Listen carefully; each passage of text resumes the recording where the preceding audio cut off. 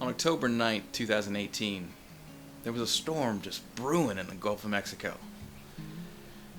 Well, we thought it was going to be, Category 2, Category 3. And being from Florida, we kind of dumb it down anyway. Anytime somebody says it's going to be one thing, we always come back with, oh, it's going to be lesser than what it is, In the wee hours of the morning on October 10th, the storm ramped up. And actually, by the time it hit land, which it took them 6 months to admit, it came in at a Category 5 and wiped out the city of Mexico Beach, Tyndall Air Force Base, and a majority of Panama City proper. I was in Los Angeles doing some work, so I wasn't able to be there.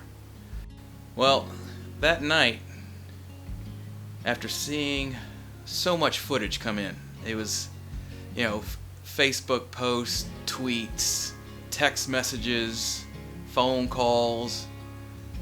I was watching the computer all day long. All the live footage coming in. The best thing was all the newscasters were on Panama City Beach. So I thought for sure, man, this is great, because they never went inside. But immediately afterwards, there was a storm tracker that put a GoPro on his dash. And he went from the Hathaway Bridge to the DuPont Bridge, climbing over wood, debris, telephone poles, wires, just everything, just to be able to get from one bridge to the next. And after that, I saw drone footage. I was just overwhelmed. I mean, my heart was definitely heavy. So I went to sleep that night, and I just felt this nudge to wake up, man. Wake up and write something down. And these words just came to me, just based on all the footage and everything that I had seen. So many people posting, oh man, thank God I'm alive at least, Yeah, my car was damaged, my house was damaged, and, thank God you're alive. And that was the first words that I wrote when I rolled over. I had a little notepad on the side of my bed. So I rolled over and I was like, but I thank God I'm alive. And I had no idea where this was going next. But the chorus just kept playing over and over in my head as I was trying to sleep. So I just woke up and wrote the whole thing straight out. At least the chorus. From that point, I went back to sleep. I was like, forget this, man. I'm good. I'm going back to sleep. And I wake up again, another prompting, just keep writing. Don't try to go back to sleep. Just keep writing. And some of the footage was just stuck in my head, and I was like, looking out across the plain, all I see is hurt and pain.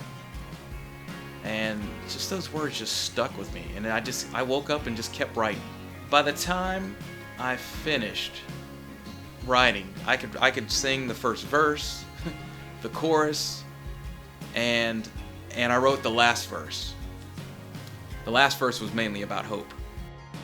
What I've realized about this song, after playing it for a couple people, is that although I wrote it about Hurricane Michael, I find that people are just relating to it from other storms, like the tornadoes in Alabama and Tennessee, and the floodings that happened in Texas and North Carolina. And even immediately after Hurricane Michael, the fires in LA. And we could even lead it all the way up to today. I mean, this pandemic that's going on. A lot of people can relate to this song in so many ways. The song has also gotten people through their personal storms. They've listened to it and they're like, oh man, this is something that's motivating me and giving me hope.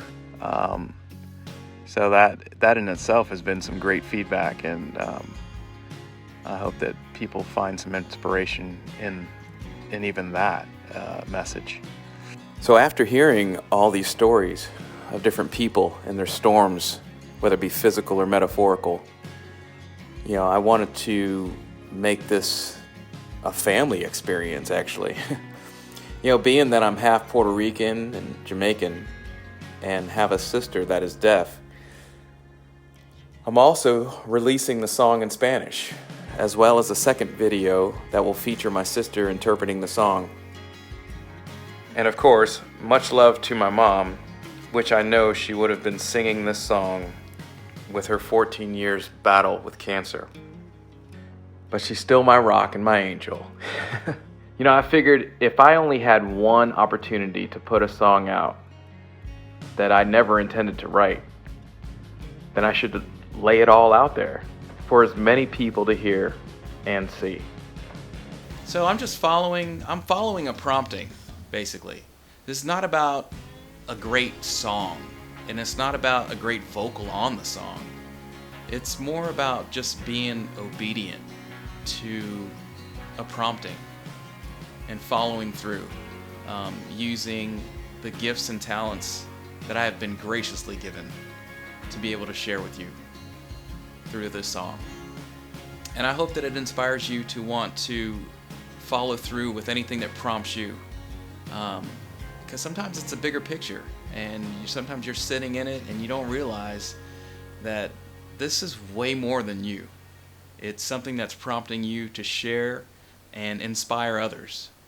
So I hope you enjoy this song.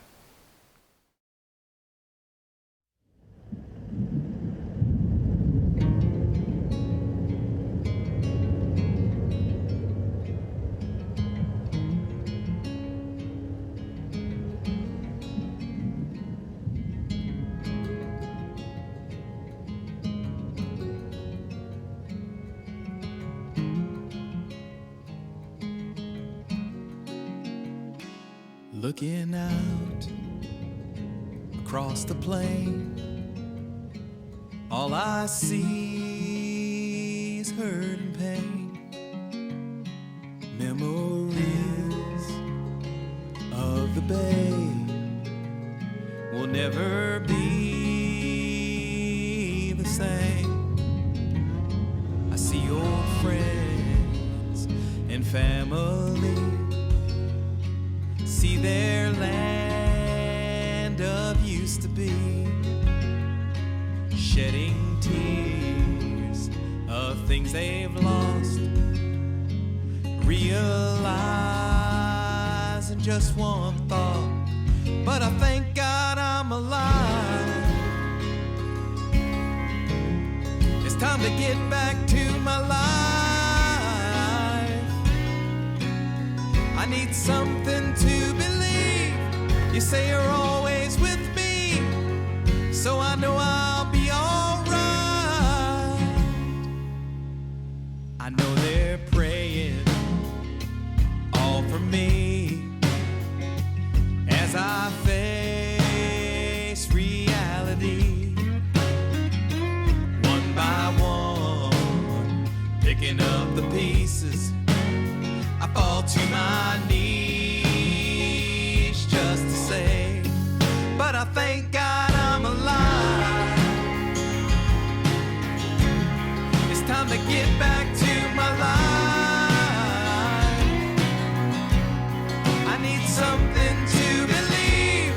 You say you're always with me, so I know I'll be alright.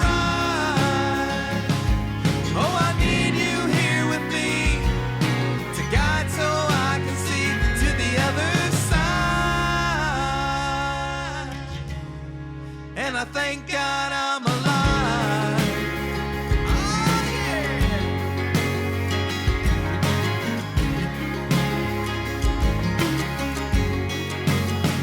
New memories start today as we rebuild on this brand new day. I see the hope of what's to come. Day by day, thy will be done. And I thank God I'm alive. It's time to get back to my life. I need something to believe. You say you're always with me, so I know I'll be alright.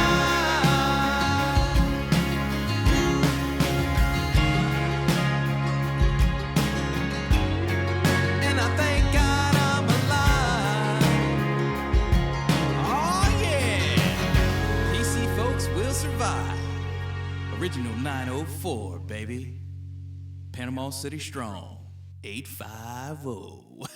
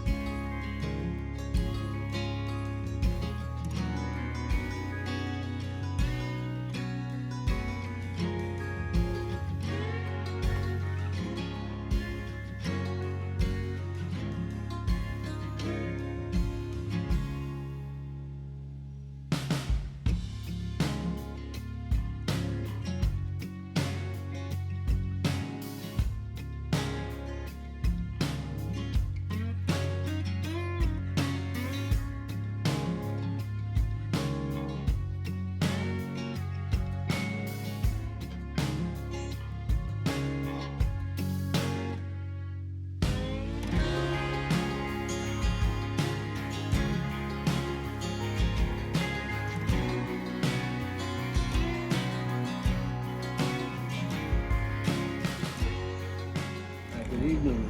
My name is Jose Serrano. We're here in New York City. I'm here to narrate a story that's very near and dear to my heart.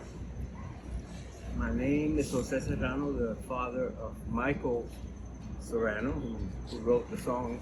And I had a long career in the United States Air Force. I dedicated 23 and a half years of my life to the defense of the United States. And I'm saying this because it's a vehicle by which a proud father like myself, and traveling with my son Michael, the person who put this project together, ended up in Panama City for working from pre-K to 2 years of junior college, a prime period of his life, and that attaches such a sentimental and really true love for Panama City and the people that he spent so much of his life with. And the empathy that he felt for the chaos that was taking place in Panama City, it seems like it prompted him to, inspired him to write this song, which I am so proud of the fact that he was able to put pen to paper and be so clear with the story. Catastrophe can happen most any place. I think about Hurricane Maria and the devastating effect that it had on my native place of Puerto Rico. It truly devastated not only the physical aspect of it, but the opportunities of people who have spent all their lives studying to become bigger and better, and it just stymied a lot of that. I think that Michael can empathize with the folks in Panama City. I do too, but not to the effect that he is. I heartfelt sorrow for what has happened in Puerto Rico. So I can relate to the song that he wrote in my terms of what happened in Puerto Rico. As I was saying, how I relate the words of the song to what happened in my country of Puerto Rico. And like I say, anyone who has ever experienced a catastrophe of that can draw some meaning from the words in this song. And the words to this particular song in English, my son has pulled it right out of the treasure chest to do the version in Spanish. Estoy orgulloso de una manera increíble. I really, if you speak English, you speak Spanish, I recommend that you listen to it because it is a beautiful version in Spanish, and it relates again to all of our very personal experiences. So be on the lookout. I cannot tell you in words because I don't know that many words to tell you how proud I am of the fact that this project came about through a person I love dearly, my son Michael. I'm so proud of him, and the attachment goes beyond anything else. We are really tied together.